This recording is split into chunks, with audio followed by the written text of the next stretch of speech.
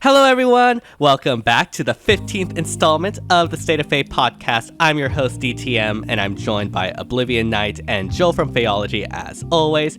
How are you two doing this fine evening? Not too bad. Waiting for Zelda. Doing the countdown. Oh my goodness. Zelda's Eve is upon us. We're so excited. Like, we're hours away. It's Yes. Yeah, we're about to lose Oblivion for days, maybe a week or two. I don't know. Don't worry. How good the game is. As long as we finish this before 2 hours, we should be good for the podcast at least. So I just disappear all of a sudden and stop talking. Like, what happened? Yeah. It's gonna hit an hour, and Oblivion's gonna be like trying to close things up, and DTM's gonna be like, keep having new topics. Yeah. Hold me hostage. Yeah. But yeah, it's not only just interesting and exciting time in the gaming world with Zelda. We also have some, let's just say, very, very interesting developments in the Fae world as well. And I guess we can start with the most recent banner that everyone has on top of their mind, the always super hyped, super looked forward to Fallen banner. And we will dive into these units a lot more deeply later on, but I guess for now, what are your brief overall thoughts on the banner as a whole? Maria's insane. Like, that's just the Right. There's nothing else to say about that. I mean, there's a lot to say about it, but that's the main point. When it comes to the other units, I think, Anankos is very good, obviously, but, I don't know. They don't, really shine to me all that much compared to the others. Mm-hmm. But Byleth is really interesting just because of the distant counter, right? The attack speed solo distant counter, to me, indicates so much for the game, which is really what I've been looking forward to. So I'm glad that's there. And then Chrom is Chrom. I mean, new Fate Unchanged this time is cool. I'm not the biggest fan of the effect. Exposure is good, don't get me wrong, but compared to Brave Chrom or Duo Chrom, it definitely does not add up, right? So I'm interested to see what Legendary Chrom gets. Hopefully he gets something completely new. Am I the only one who's just kind of, other than Maria, just kind of whelmed? I didn't think anything just blew the doors off other than Maria, which is... Other than Maria, yeah. Maria has a brand new mechanic, essentially, that she's introducing. So we have yet to see all the weird counters that are going to pop up for that. But other than that, so the thing I'm impressed with Byleth, I was looking back through God Swords over the past, actually this generation. So I was trying to figure out when the first God Sword hit, and that was Male Shez, in this little group. Mm-hmm. And then we've had about one per month since then. We've been getting a lot of God Swords recently. Sort of like how we got a lot of Axe Calves, back around Xander's time. That's exactly what I was thinking about. But I will say, the difference between these and the Axe Calves, I do feel like each one so far has had kind of a unique niche. Yes. And so I have, as long as they stop here, because I think they're out of unique things, just to be completely honest. As long as they stop here, I think we're fine. But if we get another God Sword, I think we're going to start power creeping the ones that we just got. And that's what I don't want. It's never fun to have a unit that you just got merged up, completely just power crept by this newer unit. Hear me out. So this is what's going to happen. Next month, they're going to release Ascended Xander on a Fates banner. He's going to be a God Sword too, and he's going to be just a little bit worse than Byleth and Felix and Elevator. And it's going to be just like last year all over again. Oh my gosh. If that actually happens again, I'll be so sad. Twice in a row. I would laugh really, really hard. Oh man! Yeah. Well, they would be obviously trolling us. That's the only explanation there. There's no excuse other than that. You wanted Xander so much. Here, you have him twice now. Can't complain anymore. But let's dive into this a little bit more deeper and to, I guess, start with the elephant in the room. Let's start with Fallen Maria. Now, obviously, Fallen Maria has the drive, life unending effect that has caught the community by storm. And I believe both of you have gotten a Fallen Maria now. And I know, Oblivion, you did some recent testing, and you also made a video about that, which was really, really well done. What teams did you find her to be the most effective, the most useful, and the most broken, I guess, in a sense? I guess it depends on what game mode, right? Like on Aetherhead's defense, I think that she just kind of fits into a catcher well, which is kind of boring, I guess, but it does work. Like, it just gives you that extra layer of protection against Gale Force, and then also she's actually not bad as an offensive unit, which is kind of crazy, right? She's a fast staff user. Those new staff upgrades, right, with all the new stuff that they've been getting, is actually been helping them with their damage a ton. Right. And most importantly, she acts as that unit that can counter advantage, which you want on your team anyway, right? So, like, for me, I use Ascended Joshua typically. If I could just replace Ascended Joshua with Maria, obviously she's not going to do as much damage as Ascended Joshua, but she offers so much else to the team. So it actually just helps, like, a ton, right? Now, obviously, it's not as good in, like, Anima season just because the Bolt Tower does exist. But in Dark season, like, whew, Medius just really is aging well. Yeah. I honestly, like, Medius to me is, like, the best, like, defense mythic right now in the game, just due to that effect. Like, it would be a different story if there was, like, a false start in Light and Dark season, but for now, like, Medius, like, being able to provide that protection, because obviously in Anima and Astra, if the Bolt Tower hits everyone by, like, 52 HP, then Maria's job is a lot more difficult, especially if the person that is engaging onto you can't double, and because it's a lot more easy to one-shot and then get that one extra damage. Right. But yeah, in Dark season, I can definitely see that being very powerful. Joe, how did you... I went off and built 2 different defenses and a whole bunch of different offensive teams just to start testing the unit. And I think on offense, she is very niche. And the problem is exactly what you're saying with if you can double, then she just get the unit that she's protecting just get smacked. And Catria balls exist. And so she's less valuable there, although I have seen some really neat things done with her. On defense, I like her. I think she is harder to use than folks realize. Yes. Just the positioning is a lot more difficult than you'd think, because you have to put her in a very specific place.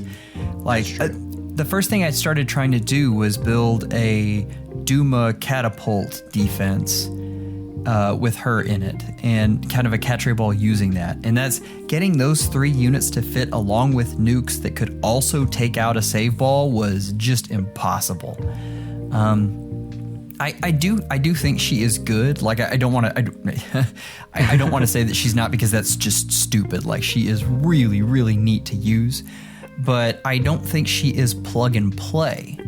The big thing, though, is I think she is worth it to build a defense around, just because the biggest weakness most defenses have right now is player phase strats. Like, they've kind of run amok without a whole lot of counters to them. And I think this is the first time IS is saying, well, hey, now there is something that makes DTM's life just a little harder. Gosh darn it.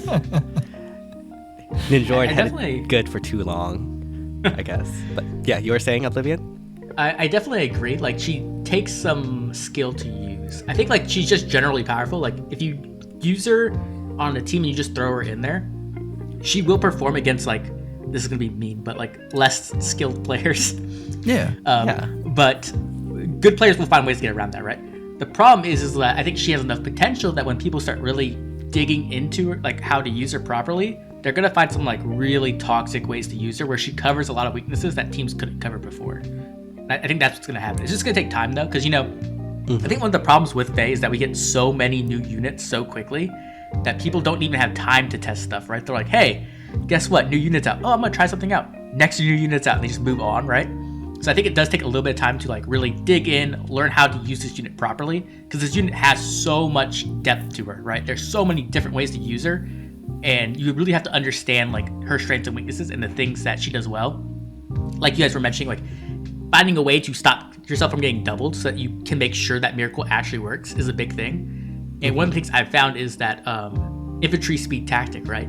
That she has an open C slot. You can put that on her, and if your team is infantry and they're kind of quick, that already helps. Because I found that like if they have full no follow up, it helps a ton. Because one of the problems I was having with Legendary Yuri was that Legendary only has offensive no follow up, and so he would just get doubled and die.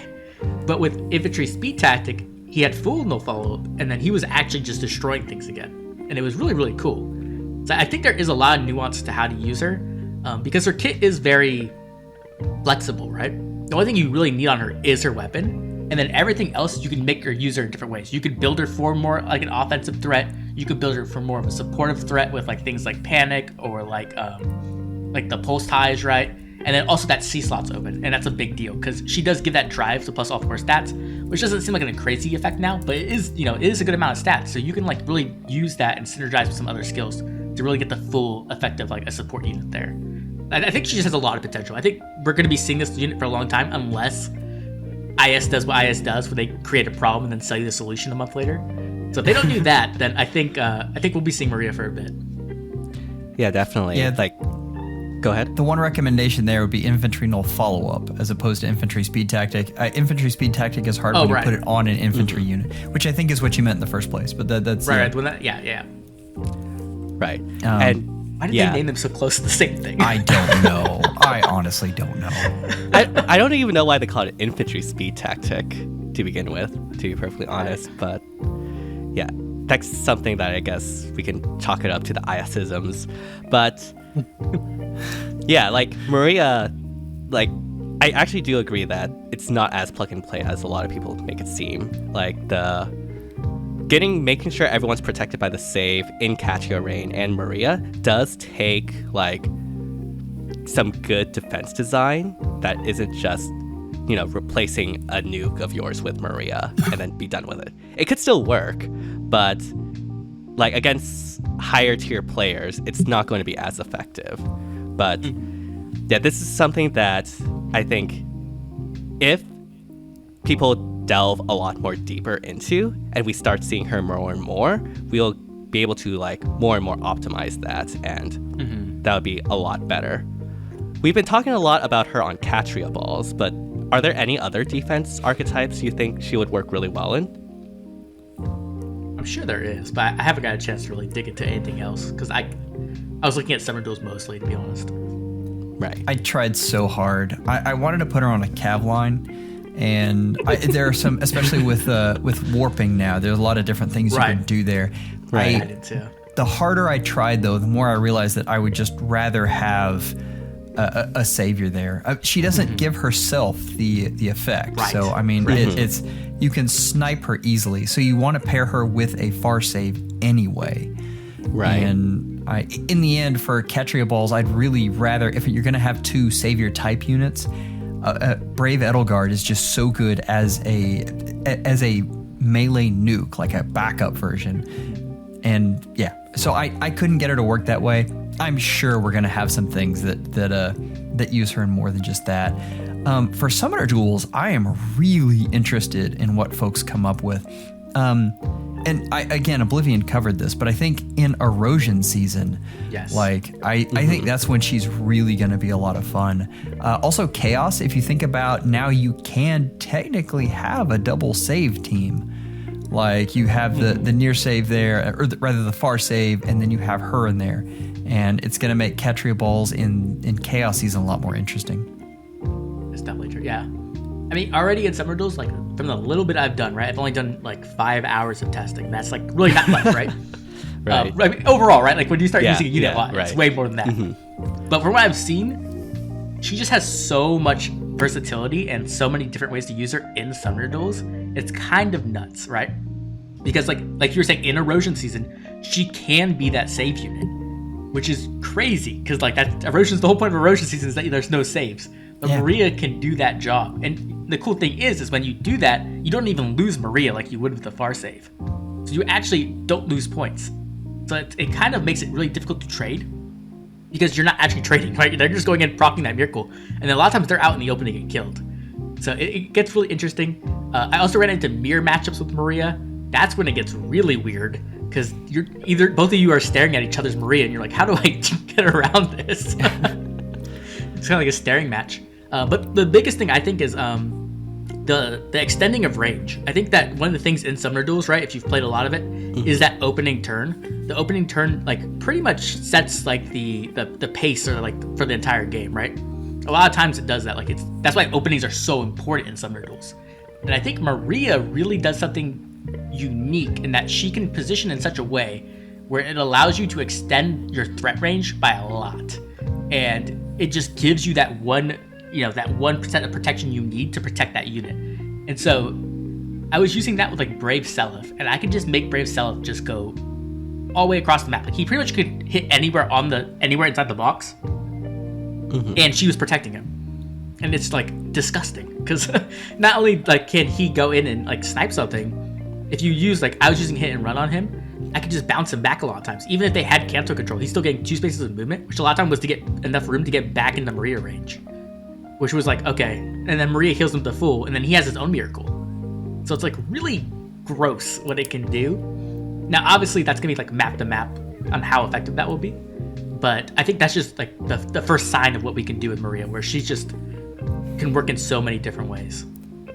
It's going to be map to map, but then you think about Guidance 4, and that expands what she can do so much, and expands the maps you can use her on. So the conjunction of those two things is pretty ridiculous. She's nuts. I can't tell if I'm looking forward to seeing what people are doing or if I'm just scared of it. So we'll see. She might be a big veto target for this next SDS that's coming up in 2 weeks. She shouldn't be, because it's Secret Maneuver, right? Yeah, it's Secret Maneuver season. So that's actually the only season you can't use her in. You literally can't use her in that season. For people who don't know, what that does is essentially has like a feud built in for your captain. So it just cancels out Maria's miracle. So I would recommend not using her in the next season. But the season after that, like, go for it. Right. We're going to have to wait probably like 2 months, I want to say. Unless, like, for whatever reason, the next season also has Secret Maneuver, to really understand like how Maria actually like impacts the meta when it comes to SD. Because there's a lot of things and potential that she can have with that extending the range. That one is the one I'm a lot interested in, because range is everything in Summoner's Duels. It's why that Brave Chrom, Brave Seliph team that PM1 used was so powerful, because like it literally covered the entire like danger area in just 2 turns, theoretically. Well, I mean, I've said it before, but if you take a snapshot at the end of turn 1, 90% of the time you can look at that and tell who's going to win the match. Exactly. I think that's like I think that's like a good thing and a bad thing, because the bad part obviously is like it makes it much more difficult for people to get into the game, right? Because they're like, oh, I just want to start, and they start playing the game normally, and they're like, oh, I didn't know that I had to plan an opening that was like really thought out, or I'm just gonna lose the game. Right. I mean, I only had an issue with it because like Brave Seliph was such a nuisance with the AoE build. I was loving it. Yes, we know. But yeah, like I'm still interested to see how exactly people adapt to that, dealing with that one life that you get. Because obviously, depending on the situation and the setup, that one life could net you so much. But if it is possible to proc that one life and then successfully retreat away, or not have to cost that much, then it is not as bad. So how do you see people like dealing with that effect when it comes to Maria in Summoner's Duels?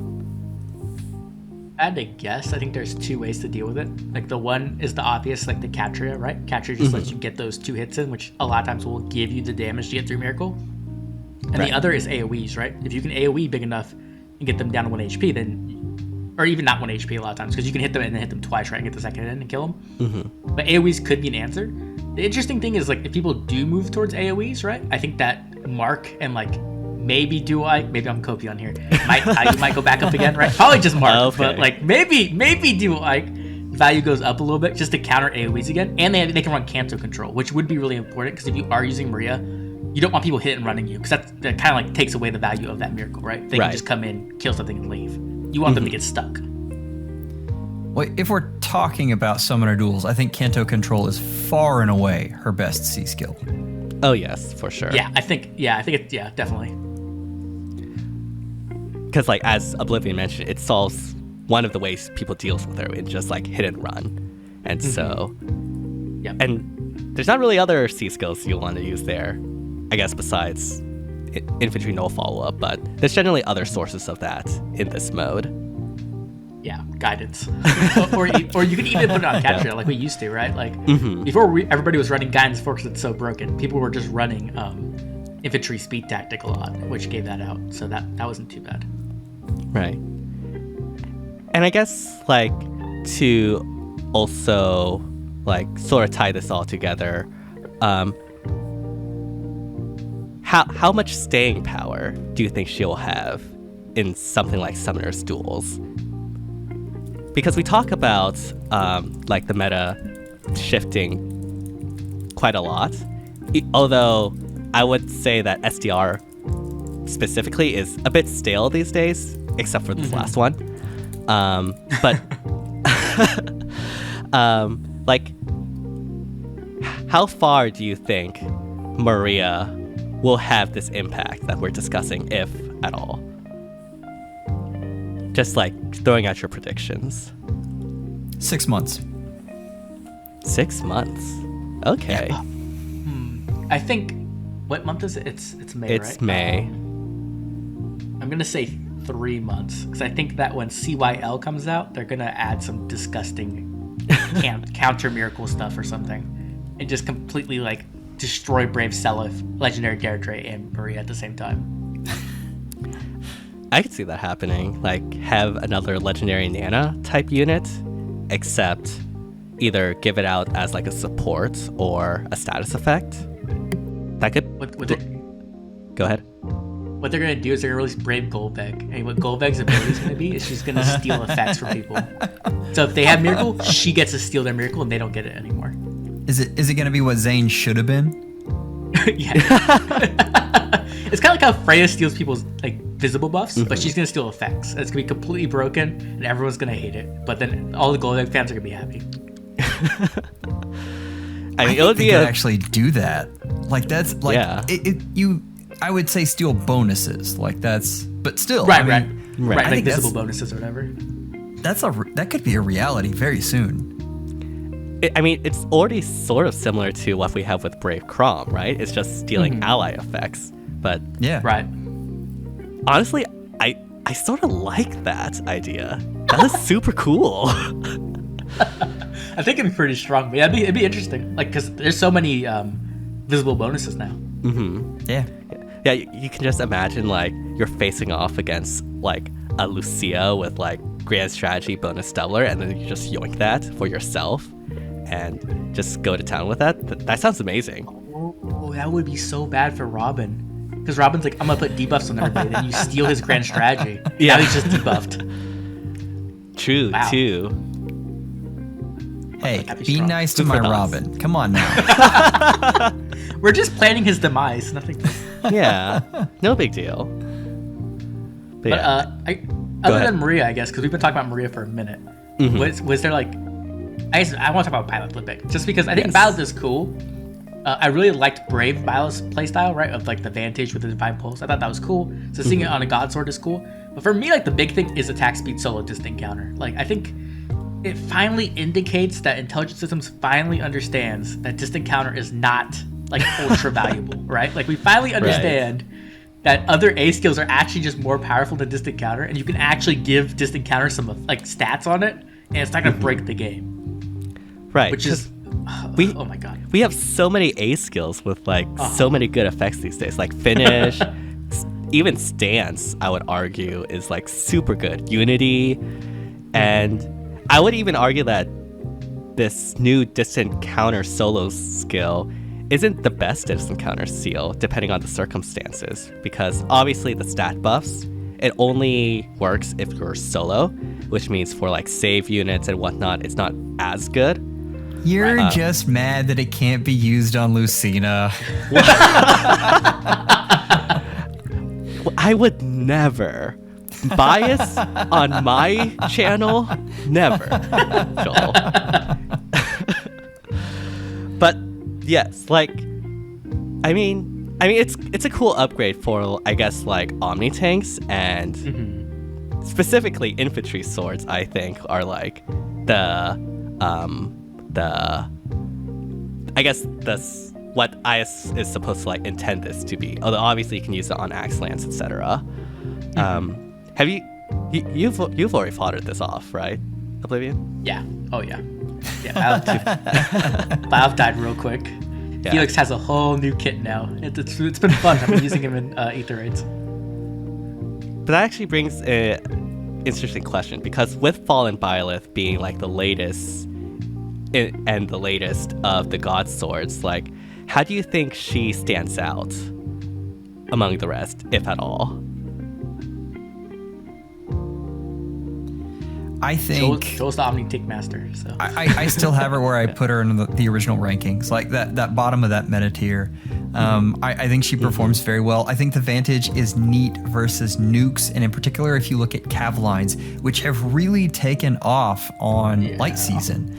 And so I got hit by one at the very beginning of the season, and I got lucky and was in lift loss control. But that Byleth, just like my little glass cannon nukes, just got destroyed, and they put null counter disrupt on the unit and put Maria behind her, and yeah, it did very, very well.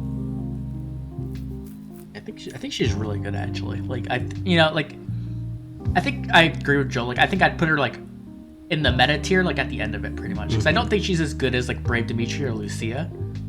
I think they just have so much going for them. But I think she's really good, right? Like, I think like the only weakness Byleth really has is like the Hardy Bearing, right? Because if she gets hit with like a Deadeye with Hardy Bearing, then she loses all her like DR she might have from her B skill, and she also doesn't activate Divine Pulse to get the non-pierceable DR. So I think that's like the only weakness she really has. But other than that, like she has healing, she has stats, she has a really powerful special. Like, she is set up to succeed. Yeah. Oh yeah. She definitely is.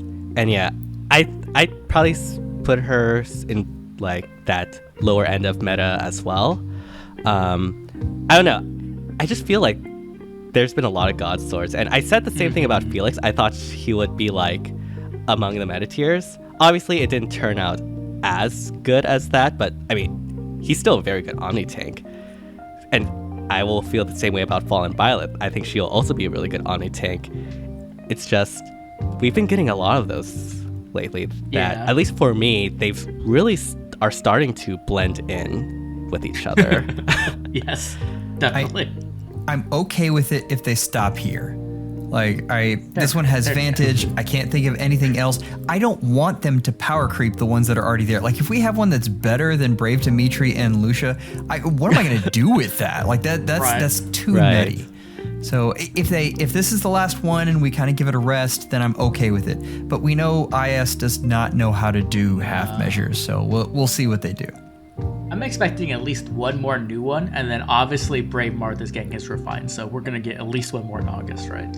Yeah. So at least that. But I'm hoping that they kind of move towards, I don't know, some other stuff. Like, I would love to see. I like the healer stuff, even though I've kind of started to hate healers because of Maria and Elise, because they are so annoying to deal with. I lost a match today because I couldn't deal with Elise because she was out in the open. This person, they're like, I'm not going to use any buildings. And I was like, okay, cool, I can Gale Force this. And then I noticed I couldn't pin anyone, so I couldn't get pots. So I was like, I can win this really easily, but then I can't get pots. So I'm like looking at Elise, I'm like, I hate you so much. Like, just go away. Elise is a menace. I oftentimes just forget about that, but she's super strong and super underrated. Yeah, definitely. I use her on best ARD units. I use her on every one of my defenses. I guess that might change a little bit swapping out with Maria, but I mean that's the two of those are very, very good units. Yes, absolutely. Yeah. It feels weird seeing the healers actually become good offensive units. It feels like we're in Bizarro world. I don't know. Was there a time when healers were that offensive? Yeah. Oh yeah. Beginning of Aether Raids, healers dominated. They were like the most healers and Brave Lyn were like the menace. I hated them. And then Nyla came out and had no C, and everybody was like, "Thank you, Jesus, the savior Nyla is here." And then like me, I was like, I'm gonna use Nyla, and Nyla has like no resistance, so it was not a good idea. Had to sack a Nyla to like Donald. But, you could be like me, and I made Noe my NCD tank, which was fantastic right up until they released Thrasher. And I'm like, no! You and everybody else. Like, I swear everybody had a dragon back then. Yeah, I swear everyone had like a +10 Noe for whatever reason. I keep hearing about, they should have had a +10 Noe, so this should be good, from like an old PM1 video or something. And like I was like, this is really weird. Noe, I guess, must be super popular or something. But no, apparently she was a super good unit until Thrasher came out, which is kind of wild to think about. A single unit making an entire like dynasty of dragons just go extinct. Yep. Absolutely. I mean, guess that's similar to what happened with like Dual Leaf. And yeah. We don't talk about that. No. Anyways, obviously those two are not the only units on this banner. We also have Fallen Chrom, our latest rearmed unit, and I'm just going to be completely honest. I think the kit of Fallen Chrom is super weird. Like, the effects and debuffs are nice, but why does it only splash to savior units? That just doesn't make any sense to me. Because I don't think... Oh, go ahead. Doesn't it? I think it hits like the nearest unit and saves, right? Or am I wrong? So it hits the nearest units of Chrom and the person he's Fate Unchanging. Right. And then it splashes to only the saviors within two spaces of those foes. Right. Okay. And that's what I thought. Yeah. And it's super weird that it specifies saviors and Snag specifies saviors. Like, I don't understand the thought process behind it, because I don't think it's like that broken or anything, the effects that they're giving. We have like exposure splashing and sabotage splashing already, so it's not like that isn't already in the game. So I don't know, it's super weird. Honestly, where would you rank Chrom in the rearmed heroes? Like, based off of... Do you mean based off weapon, or do you just like as a unit? As a unit. I'm curious about this, because I'm kind of low on him, and I'm trying to figure out if I'm just grouchy because I don't like his kit, or if the unit is actually just... And mid is the wrong word, because he's not. Like, he's... Like, to me, he is middle of the pack, but the rearmed heroes have been pretty good. Right. Well, I put him below... I put him next to Alfred. Like, above Alfred, just barely. Okay, because what rearmed units do we have? We have Lif, Grima. Well, Grima is like the top right now. Ganglot is probably somewhere lower. Yeah. Tana's really high up. Yeah, Tana high up.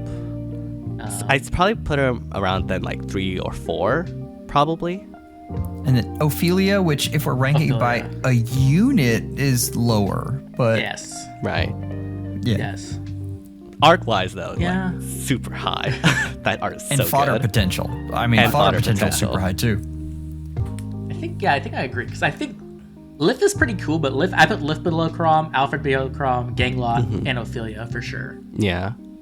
So Grima's definitely above. Grima and Tana, like, I think the thing is the difference, like, between the categories, right?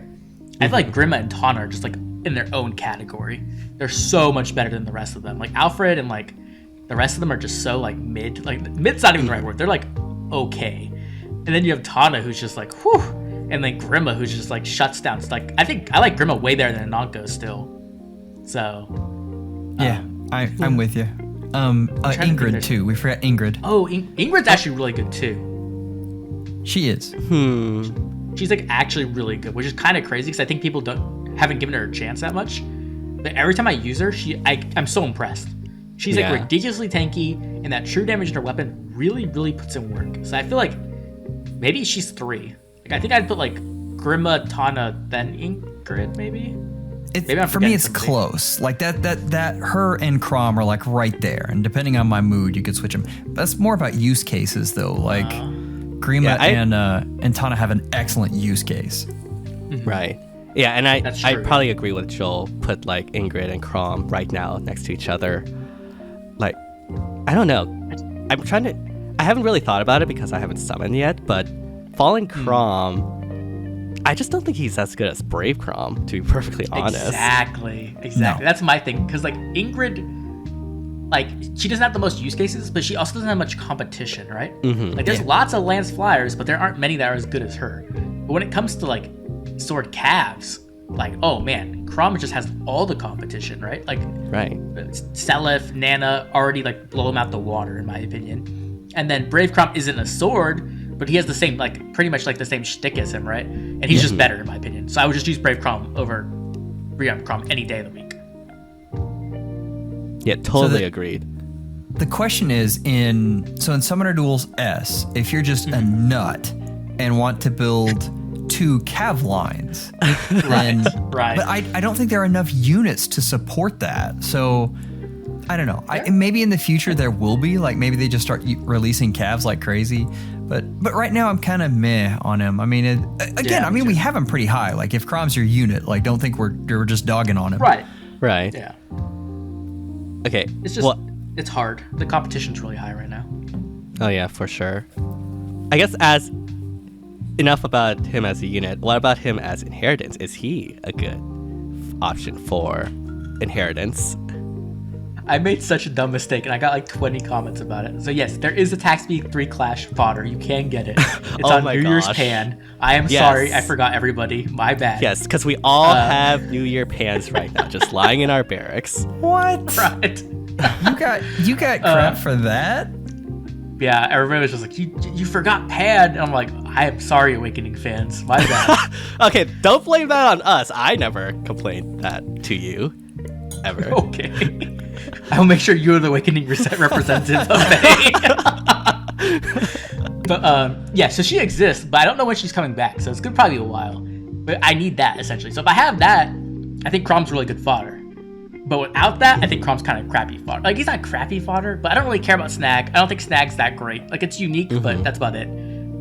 Infantry Speed Tactic is obviously amazing, but if you're gonna try to get inheritance, you want Clash and Infantry Speed Tactic and the weapon if possible, right? Yeah. Which means you need Pan. So, like, give us either Pan back now or give us another unit with Pan's fodder. Just saying. Has Pan got a rerun yet? I don't think No, so. She's red, right? I think. I can't remember, honestly. But Pretty I do sure know she has. she's like 4 stars, like the 4-star demos. Yeah, And- she is. Like, yeah, she's 4-star, but she's still like limited. She's not in the normal pool or anything. And so we shouldn't expect people to just have New Year Pan or, just expect people to summon for New Year Pan, because those 4-star rates can lead to disaster. Like, it's gotcha at the end of the day. Yeah, they do. Stupid And freaking Rebecca. I hate her now. yeah.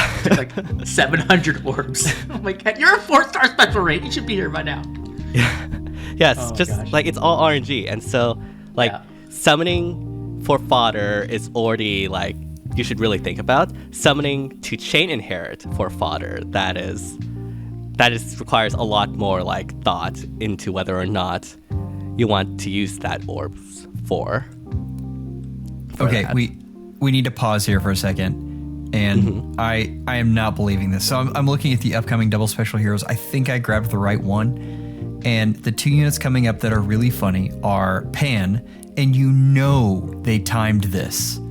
Like that they timed this so that she would come out at about the same time as Chrom, so that you'd want her in order to inherit the Clash skill. The other funny one is Elm, because of Colorless Feud. Like, You're kidding. You're Wait. these kidding. folks are just What? devious, like so devious. Are you serious? Wait, I'm dead serious. They actually got me. Good job, IS. For the 20th time, you have got my wallet. everyone thanks Oblivion for funding Faye for 5 more For years. real. For real. I want like a badge or something. You'll have an accessory, like a whale accessory. that you I can would show take off. it. Give me it. The golden whale. Oh my man. Oh man, Oh that'd be my gosh. hilarious. That's actually so devious though, because like that is like pretty much perfectly what you're gonna want. Who else comes back with Pan though? Is it Nino? Oh, it's tough to say. Like we've got Okay. Ninja Cam hasn't been run yet, and we've got Dorothea. Okay. Hmm. I don't like either of those. They might skip Camilla because of HR, but we'll see. Yeah. I want Nino. Nino is like insane fodder, so I will definitely be on red if Nino's on there. If Nino and Pan are together, oh, that's a gold mine of fodder. Like I'm definitely going in there. So they might be like not this one, but the next one. But Right. we'll see how Right. they do it. Yeah. All right. I guess we can close off the Fallen banner discussion for now. Oh, wait. No. We forgot about Anankos. Do we want to talk about exist. Anankos? They exist. They're a thing. Yeah. Honestly, Okay, I'm not high on Anankos either. I like an Anankos a lot, but the amount of investment you have to put into that unit is insane. Like I can't afford that. Like that is so many resources. So I think if they're your favorite, you can make them work and you're going to be very happy. But I'm comparing him to young Hector, who just comes out of the box and works exactly like he should. And I don't like units where they force us to do weird backflips in order to get them to work. What's the build you suggest for Anankos? Is it like Scowl, Beacon, like some Dragon skill? Scowl Beacon, Special Fighter 4 is the one I like the most. I see. And DC But Dragon Wall, there's a good case for Dragon Wall as well. I see. Yeah, I feel like God Swords and Save units have just been so ran so much now that even I and Joel, who are like connoisseurs of save units, are just like, I'm done. Like I have my 5-6 Right. different saves. I don't need any more. Yeah, it's long, like, the era of saves and now God Swords is like, I think it's run its course. Like, especially saves. They've been dominant for 2 years now. And yeah, I think it's time for us to try something new. Speaking Era of some advantage again. Yeah, maybe. Joel would be super happy about that. Sure. Yeah. Vantage 4, baby. Oh gosh. Sold. Give it to me. Yeah. Where's my wallet? All right, speaking of new, we also had another new Heroes banner since we last talked. It was not Engage, which I'm still so sad about, but it was the Three Houses banner Oh my god. with Felix, Rhea, Sylvain, and Ingrid. We did talk a bit about Ingrid before, and yes, she is obviously like super tanky. Honestly, all of these units besides Sylvain, are very tanky and can definitely hold up on their own. Like, obviously Felix is super good God Sword. Ingrid is super good with Guidance 4, which I've actually encountered a lot in this SDR season. And then, of course, Rhea is just a very powerful Omni tank, bringing in that Scowl, the flat damage reduction, and everything. Yeah, I mean, it's a cool, I don't know. Like, I kind of like the banner because it has Felix, right? And it's a Blue Lions banner. But at the same time, I feel like it's kind of like uninspired. I don't know. That's kind of how I'm like on the fence right now. So I feel like Ingrid was not meant to be a rearmed hero for sure. Like, why would you make a relic weapon a rearmed weapon? That makes no sense to me at all. Like, obviously she should have been an Ascended. And then I know, okay, I'm gonna get KCB might get mad at me if he hears this, but we have too many Reyes. There are too many Reyes. We have so many now. What is it like? Are we at 4? I want to say. Speak the truth, Oblivion. I think Speak we're at the 4. truth. And I'm not saying like. Let's be clear. KCB's wallet agrees with you. Actually, that is true. I don't think he would have minded, like, not so much that there's so many Reyes, but I don't think he would have minded if they were spread out a little more. Yes. Yeah. I think it's just kind of ridiculous. Like, I mean, it's the same thing with any popular character, right? We have a million Dimitris and Edelgards and whatever else. But I just felt like if you're gonna do Blue Lines banner, why not make Sylvain special, or why not add a to-do with a PRF weapon, right? Like, right. I don't know. I feel like there's so much value in Blue Lines, and they just kind of like went with Rhea, who's not really a Blue Lines. Like, I get it, you know, she's important for that arc, but like, you could have done somebody else. And it's hard for me because I think these units are well designed. Like, I think Rhea has a niche. I think she's unique. Same with Felix. I mean, we talked about different god swords, but the whole looping godlike reflexes, the way he does is really neat. And Ingrid was the sleeper for me. I didn't realize how powerful she was going to be. And she's definitely been, guard bearing 4 in general caught me off guard. Yes. So good. Yeah. I severely underestimated guard bearing. Like, that skill, all of a sudden, like, flying tanks suddenly became super viable in something like Summoner's Duels. And in addition, you can also run Guidance 4 on that too. So any flying tank can be done to do that. And it's a lot easier now with that skill. Yeah, I really want more copies of it, to be honest. Like, I kind of wish I got more Ingrids, because like right now I don't want to like not use her lance. At the same time, I really want guard bearing 4 for like all my Hars, because that'd be really cool. So Yes. I don't know. I mean, it's a really powerful skill, and I'm glad that Flyers are finally getting B skills that don't suck. Like, it took so many years, but we're finally starting to see that. But what about ranged flyers? Come on. Yes. I mean, Ranged flyers need something too. You can't win all the fights. One day my female Morgan will actually get something for once. But Oh gosh. yeah, I do want to try guard bearing 4 with Cynthia actually, because I've heard that Cynthia with Legendary Robin is actually like top tier now. Like, obviously not like tier 0, but like tier 1 or something. And because you can like triple stack Unity, have guard bearing and then guidance 4. And I really want to try that, or at least see it, but I haven't been able to see any match with that besides, I guess, some replays in the chat. I feel about her about the same way that I feel about Anankos. Yeah, she could be good, but good God, that's expensive. Like that's you're paying a premium for those skills, and I mean she shows up for them, but that is a lot of resources for an archetype that I don't particularly use. I like guard bearing 4 on Cordelia and Katria the best. Like I got hit by that. Habaluka, the one who does the all of the combined effects. Yeah, the combos. There we go. Yeah. I went up against him 4 different times when I was practicing with my teams, and that's Hey. He had a guard bearing 4 Cordelia that just would absolutely wreck me. So it was. I think I remember that team. I think I faced them as well with that. It was my God. legit. That team was legit, and I really enjoyed it. I expect that to be in his next video, to be honest. That's cool. Definitely. That's really cool. Yeah. Have you seen the screenshots of guard bearing Katria like surviving Brave Seliph? No. I've seen. We tested Chrom, and she definitely survives Chrom. I had not seen Seliph. That's pretty ridiculous.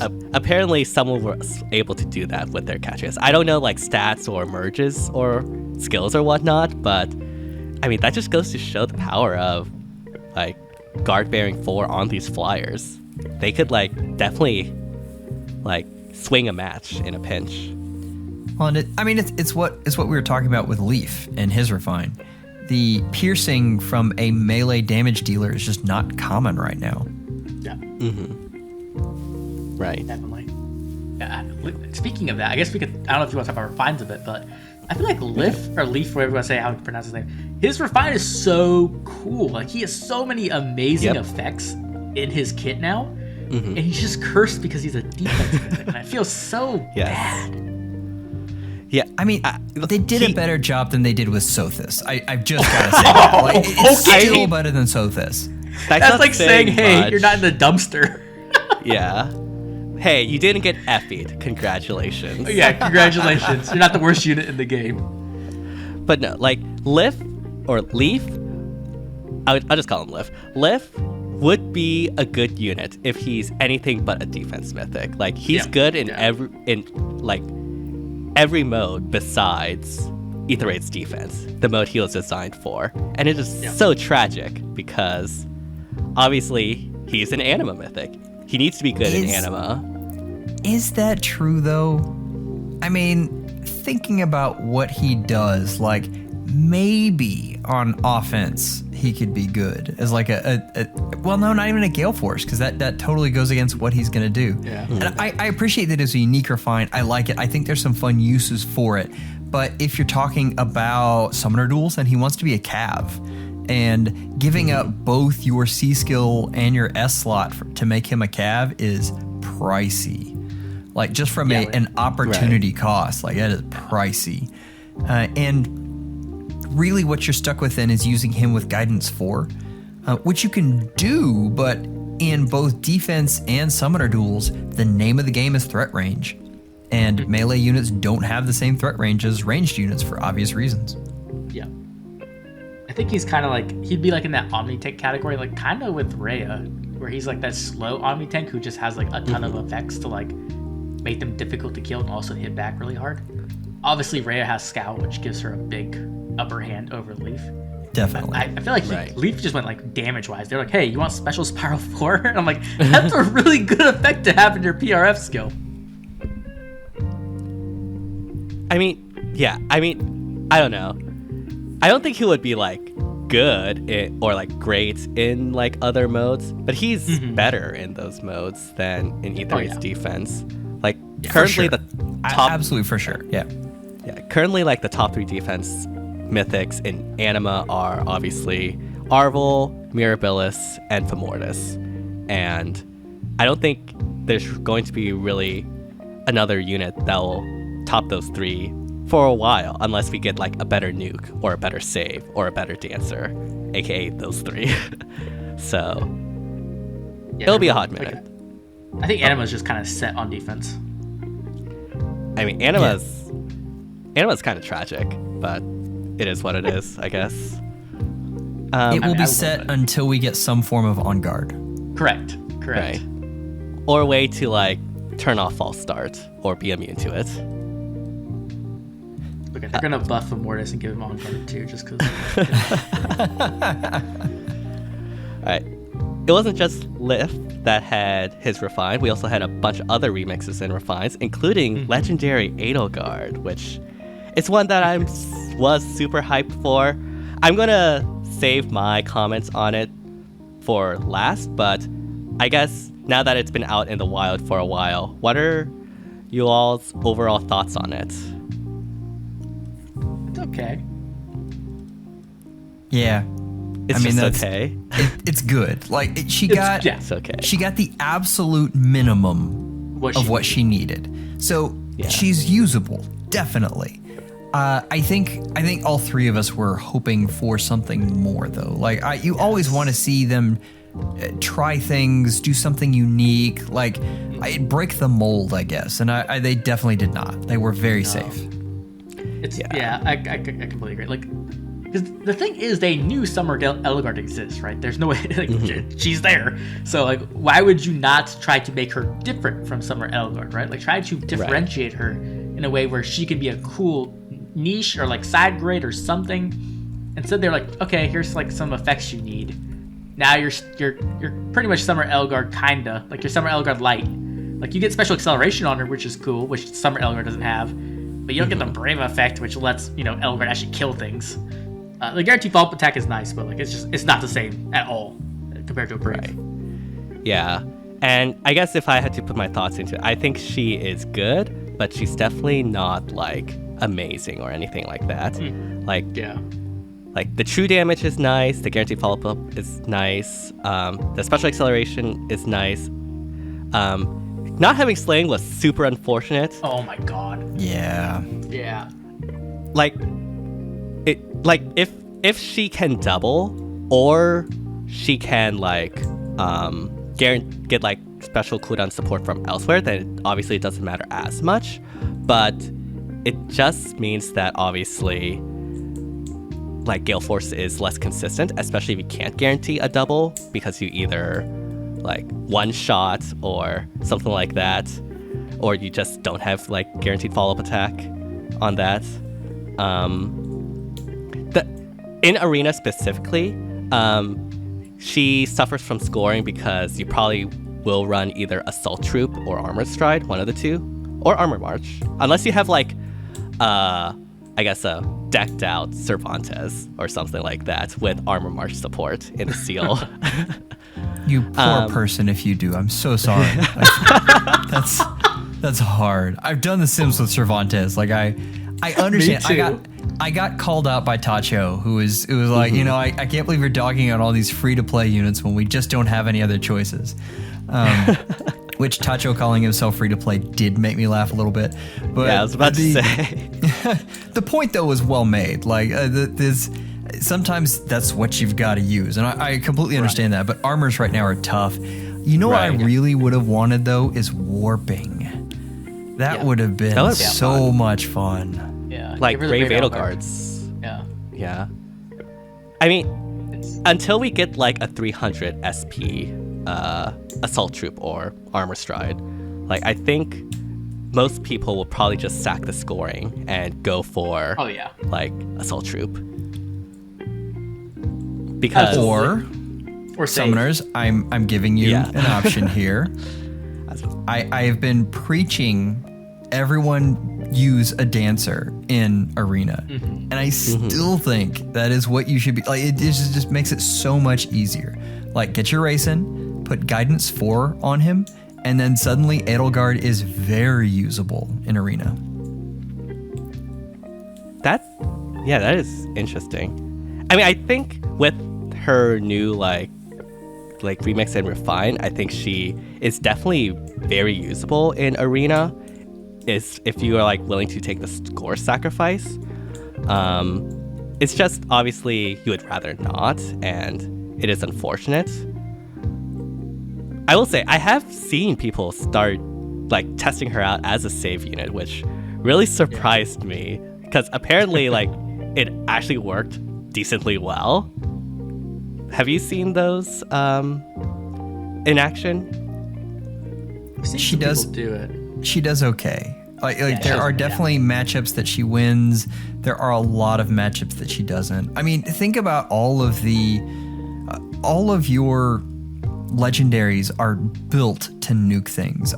The one Nana keeps coming to mind, which I know is not a fair comparison because Nana just destroys everything. But I mean, all those units are just made to absolutely demolish things. And so if you have an older or a free-to-play enemy phase unit, it is tough sledding. I mean, that's a tough thing to go through. Right. I mean, there is one thing that's really good about Legendary Edelgard's Refine, right? And it's the fact that we already know that Brave Dimitri is like the best Brave CYL unit, right? From like 3 houses. And then Claude kind of won the base 3 houses like refines, in my opinion.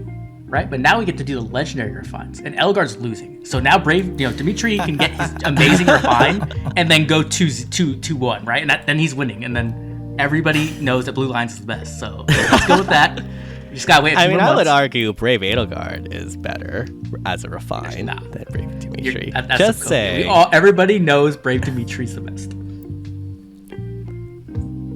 I'm not weighing in on that. I don't want to. You're supposed to have my back on this. I was going for the. What I will say, it is a much easier path to make legendary Dimitri good than it was to make legendary Edelgard good. True. Like I don't think he needs much. Like you can go any direction you want. You want to make him more of an enemy phase unit. I think that would be fun. Maybe not the best, but what I really want, if you just gave him just a crap ton of speed, that suddenly he becomes very interesting. I think they should give him a Brave weapon and just make him into like a killing machine. Oh, I would love that. With atrocity. Cool. Yeah. He just like runs, like give him like the Brave Alm treatment where he gets an extra space of movement, and then give him a Brave weapon and then just let him smack people. That would be pretty fun. Like, I'd be so down for that. it would be like a legendary fallen Dimitri, essentially. The thing I want them to fix is, and this is a minor thing. Like, obviously we want the other things, but you guys have noticed, like, he comes with an AOE, but the AOE doesn't work with Atrocity. Like, that was just so weird when it was released. I don't understand that. And if you guys don't know what I'm talking about, like the debuffs and I think the pulse smoke too, they don't get given out if the enemy is below 25%, which, I mean, that's an AoE, right? That's the whole thing. So I just, oh man, that infuriated me when I realized that. Yeah. Hopefully they fix that and then just make it better. Just make the true damage just up even higher, because, you know, why not? We'll be good. Yeah, we'll be good. We'll be good. We'll see. We'll see. We'll see. It's gonna be a few months from now, and DTM is gonna make like a video just like slamming me for Dimitri. I mean, I've been on a hot streak in wins recently, so, you know, I gotta keep my momentum open. Okay. All right. For those of you who don't know the context, go watch Joel's summoning stream on the Fallen banner. But anyways, we did have one final new banner that we had, which was Nerthuz's banner. And I know Nerthuz's initial impression was definitely more on the mediocre side. Has that perception changed since she was first revealed, or did it remain the same? I know Joel actually has a real opinion, so I'm going to let him do that. But before I say that, I'm just going to say she's Freya 2.0. That's how I feel. I know Miracle's good on her and stuff. I don't care. She's Freya 2.0. And she looks great. I mean, I love looking at her art, but I'm not going to use her. She's not Freya 2.0. I mean, Freya was dead on arrival. Like, once you got past her bonus season, Freya was just she was almost unusable. This unit has a clear use case that does make sense. And so Freya never made sense. I mean, Freya was Sothis 2.0. Wow. Offensive Sothis. Kind of harsh, but true. Oh man. It just a skill set that didn't make sense with what the game was going towards. I can at least say that Nerthuz, I mean, the kit makes sense. Like it goes together. It's cohesive. They're just the thing that's missing is she doesn't do well against saviors.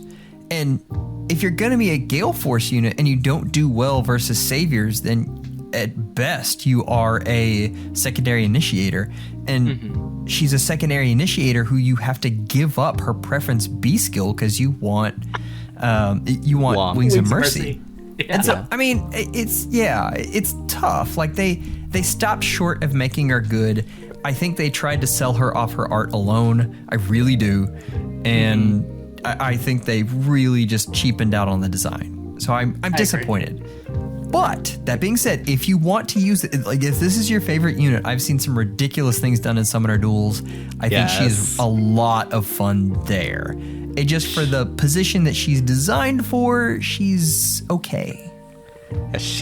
Her in Summoner's Duels was something I did not expect because, well, based off of previous Beast Calves, I didn't really expect much from her, because those others weren't really that great. But she is a menace, especially this season. Like with the Brave Prom Brave Seliph, her miracle build just like completely like destroyed me whenever I went into SDR. And yeah, she's surprisingly super powerful in that mode, which I did not expect. If the Cav line had Carla, then she was doomed. But if they didn't have Carla, she would single-handedly destroy the Cav line. Like it was nuts. Yeah, it's interesting. But as a light mythic, I actually do agree that even though I still think she's a pretty good Gale Forcer, she's definitely like far from the top of the light mythics, and that's kind of her problem too. Like, we just have so much good light mythics from Peony, Asker, even Ash, and I I'm sure I'm forgetting some, but Gateau. oh yeah, Gateau exists. I forgot about that. He's all right. But yeah, yeah, like, and I think these days most people do have like pretty highly merged up like mythics just naturally, Yes. and so why change from that, especially on a unit that isn't like meta breaking? Yeah, I think that's a problem the game just has right now, is that we've been doing mythics for, how many years has it been? 4 years we've been doing mythics? Oh my And gosh. at this point, it's just like, if you play AAR, you have merged mythics probably. Like, you probably have invested some orbs there and you have merged mythics. And why would you want to start from like scratch again, essentially, right? Like, it has to be a really good unit, or really like a favorite. So if That's why I feel like they really need to transition away from mythics, which sounds bad, but like, I don't think they should transition away from mythics in the sense that like they should stop using them in AR. But we need a new game mode, like maybe Seer, Snare, right? And we start getting units for that type of game, so that way people can feel like, hey, I'm investing into something new, that, you know, instead of like replacing something. So real quick, and we probably want to move on because this isn't the most interesting of units, just to be honest. But if you're in light season and you want to merge up your 3 mythics, I think we're in agreement on the first 2. Like, you want Peony, you want Asker. Like, we're talking right. blank slate here. Like, 100%. yeah. And that third one is kind of your luxury pick. Like what do you want to do? Like, Gateau does some fun things. Ash does some really fun things. Milla, I think I'm taking all of those over Nerthuz. Any day. Like, even if I'm doing Gale Force, I would rather have Asker or Ash for Gale Force over Nerthuz. I'll definitely have Ash over Nerthuz. Milla, not so much as a plus 10 Milla user. She's useless. Don't use her in I Gale Force. love Milla. I love Milla. But you're a player phase Aether Right. Raids player. Right. Like, she's worthless in those, unless you built AoE Milla, which is really hysterical. Really good. Okay. But if sure. other than that, like, if you are an enemy phase player, then Milla is still very good and relevant. Very, very Yeah. good. Or hit Yeah, and run. She's an Or all hit and run run, too. Yeah, I agree on that. We mentioned Seer, because we probably want to move on because Nerthuz, not the most interesting units as mentioned. But yeah, will be interesting to see how she does in the future, especially with all the save units. Yeah, and as was mentioned, we did have a FEH channel where they announced Seer Snare, and as of recording, it's going to be released and start tomorrow. So obviously we can't really delve deep into how it actually is, and it'll probably be the next installment where we actually talk about it in depth. But what are you, I guess general thoughts, are you hyped? Are you anticipated? What do you think will happen? Oh, you go first, because I already know what I'm going to say. I'm a fan. I didn't realize roguelike game modes in general have really been on the rise lately. There are a lot of games that have dedicated versions, and they've had a lot of success in those games that they've been present in. I think they've learned a lot of lessons. I think there's some neat things they can do with it. I am scared to see how they monetize it. That is my one thing where I'm just a little bit leery. But other than that, I mean, I don't know if you guys caught, but you can replay it. It isn't a gated thing where you, or it is, at least it isn't gated by time. You can go through the mode and then completely start over and have a new team and try it again. I really want to know what they're going to do with the weapon triangle. I have been theorizing on what those new percentages will be, and I don't know. It's going to be really interesting. Like, is it going to be 130% as opposed to 120%? Is it going to be 150? So I think it's 140, if I had to guess. And the reason why I think it's 140 is just because they already have that programmed with Triangle Adept, and it lets them be lazy. Well, it might make it the same as effective damage. So that would be really strong. yeah. That would be super interesting. That'd be a 50% boost. You'd be at 170. Oh man, whew. That'd be horrifying. I was thinking 150 total. Like, okay, I got you. Okay, Yeah. I see. But yeah, I don't know. I think that's gonna be a big portion of that. I'm curious. I want to see the whole thing with the weapon triangle is they're trying to make it to where you have to use different units and you can't use just one. But in order for them to make that work with how bulky units are right now, like you really gotta go big. So I don't know if they're gonna chicken out or not, and that's what it really depends on. I love the fact that we're getting a use for healers though. Like that's a big deal. So yeah. Yes. I mean, I was doing up the rewards are going to be 18 orbs per pop, and then 20 ephemera. You get 140 flowers, 12,000 feathers, and then miscellaneous things. But yeah, Interesting. For me, the problem with the game, I think the game mode's gonna be fun. I think it's gonna be a fun time. I just think the IS has like the worst timing ever for me personally, right? Like last year, they released Chaos Season and like, oh, it's Chaos Season, it's gonna be hype. Guess what's out the same week? 3 Hopes. And you're like, why do you do this to me, IS? You can spread your stuff out. Like, I want to play 3 Hopes. Let me play 3 Hopes and then I'll play Chaos Season. But they literally do it the same week. And now they're doing that with Zelda. So like, as hyped as I want to be for Seer Snare, like I only have so much hype I can put out, right? And 99% of it's at Zelda right now. So it's hard for me to get hyped for Seer Snare because it means I'm not going to be playing Zelda while I'm playing Seer Snare. But when it comes to the actual game mode itself, I think it looks interesting. I think there is some potential there for a fun PvE game mode. I'm hoping there's depth there and some difficulty. I hope they don't chicken out, like you said. I hope they add actual difficulty because it is replayable, like you mentioned, right? So it's okay to let us fail. Let us fail and let us learn and restart, right? Exactly. Don't hold our hand. I'm tired of having my hand held. Like, just let me play the game. I want to be challenged, right? I want difficult PvE content. And even if that comes in unusual ways of having to use weapon triangle or having to have a healer, right, and being careful about losing HP, I'm fine with that. Just give me an actual difficult PvE game mode. Because Abyssals can be difficult to an extent, but I'm gonna be honest, for me, like, they never take more than 5 minutes. Like, maybe I mess up one time, and then after that, I'm like, okay, I just do this, and then I win. So give me something, actually challenging. And the thing is, we do get the bonus units too, right? The bonus game modes, or bonus games.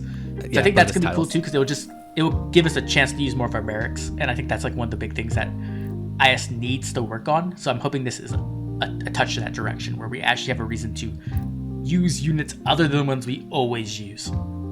My measure is I want this to be fun enough that I complete it the first time and then think, you know what I really want to do? I want to see if I can make it through with the Asker trio. That would be a challenge and a half, but yeah, I hope Seer Snare is really fun and does fulfill the potential it does have, because like roguelikes are the rage. Like I think Honkai Star Rail's Endgame has a roguelike. Yes, right? It's so much fun. It's so much fun. It's gotten rave reviews.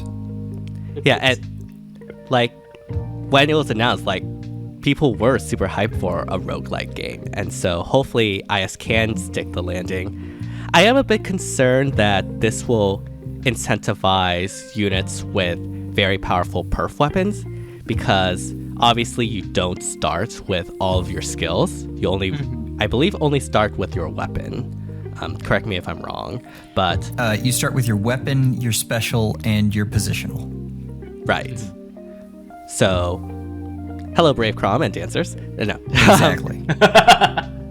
But yeah, I really hope it's difficult, because we don't have difficult PvE. Like, the only reason why Abyssals are difficult for me is because I try to use them with Lucina Emblem, and that's like a self-imposed thing. It's not like from the actual mode itself. And yeah, hopefully this does, like, I guess, bring some fun PvE to the game, because we've been discussing this a lot in like previous installments. Like, FEH needs a good deep PvE mode, and hopefully this is it. I want replayability. I want this to be scalable such that it is still fun for new players and it's fun for us old timers. Like, and I feel like they try to do that with the getting the extra skills. I feel like that's their effort in trying to get that done. So I'm hoping. What I would love, I don't think they'll do this, but like maybe they do it and they're like, hey, what we do is you get one playthrough and it's not super difficult. Maybe it's like slightly difficult, but then when you do the replay, it's like they add an extra level of difficulty, like a new game plus mode, right? I would love that. That would be so cool. That would be super cool. If you're a new player, you can make it through without like having to like, you know, destroy yourself. But for the older players, they go through really quick on the first one, and then on the second one, it's like, ooh, this is really difficult. I really have to challenge myself to like get it to work. Or maybe to the point where you even fail and you have to go back and remake your team for different units to succeed. Yeah. We'll have to see. And hopefully it does live up to its potential. But yeah, we've been recording for around 1 minute, 1 hour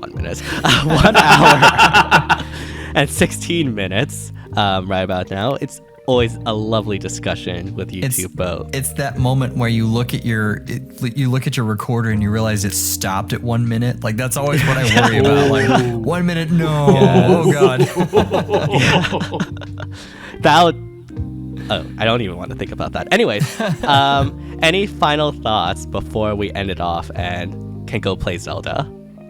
I have one question for you guys, because Joel's brought this up a little bit. For the monetization of the game, right? Because they're going to monetize it some way. They have to, right? What if they monetize it through skills? What if, like, you know how you can get a whole bunch of extra skills? What if you can get, like, an inheritable manual that has the skills on it? And you can, like, buy that for the form of soul kind of item? Would you like that? I know DTM probably says no, but... If they give one out for free, I would like it. But if not, then no. I don't. The problem is I don't know what I would like with monetization. I'm just. I feel so burned at how they've done a couple of them that they've already been through, and I just. Yeah, I'm thinking summoner duels right now, and the power creep that is existent in summoner duels is just nuts to me. So I feel like I've been burned so much. I also think about Mjolnir's Strike, which I think in a vacuum is a fantastic event. And the monetization on that sucked so bad. Wait, there's monetization in Mjolnir's Strike? I just randomly do it. Mythic scoring. Yeah. I think that game mode's boring. I think it's super boring. They should remake it.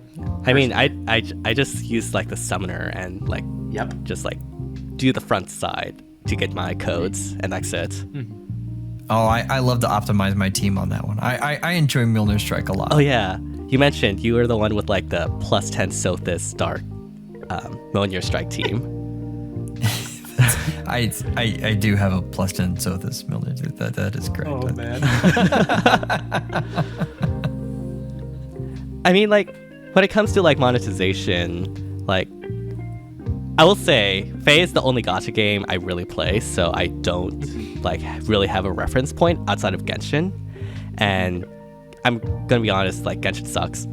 Don't play that for the monetization. I think it's great. I'll be honest. Yeah, I mean, you didn't have to like wait 6 months to be able to get a 5-star. So, yeah.